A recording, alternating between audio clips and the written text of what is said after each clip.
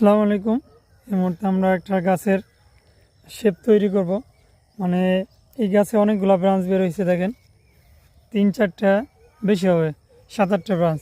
তো এখান থেকে আমরা 2 থেকে 3টা ব্রাঞ্চ সিলেকশন করব, এটা যেহেতু আমরা স্পারপনিং হয়ে যাবে।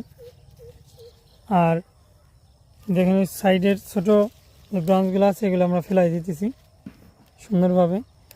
সবচাইতে রুষ্টপুষ্ট যে 3টা বা 2টা ব্রাঞ্চ রাখলে খুব ভালো হবে, যেহেতু এটা অনেক পুরাতন গাছ, এই জন্য আমরা এটা 2টা রাখলাম। আর ফুল আসার পরে এই যে সাইডের যে ছোট্ট ছোট্ট শাখাগুলো থাকে এগুলো আপনারা ভেঙে দেবেন। এগুলো ভেঙে দিলে কী হবে, ফুলটা অনেক দ্রুত গ্রোথ পাবে এবং গাছে অনেক শক্তি বৃদ্ধি পাবে। একটা ব্রাঞ্চে শক্তিগুলা থাকবে। আপনারা যেভাবে ভেঙে দেবেন, মাচা ওঠা পর্যন্ত আর ব্রাঞ্চ দরকার নাই। এই যেগুলো ভেঙে দেবেন হাত দিয়ে, তাহলে দেখবেন আপনার গাছটা খুব দ্রুত বৃদ্ধি পাবে। দেখেন ফুল চলে আসছে, এটা ডিকসন সেকেন্ড টাইম পুনিং করার পর।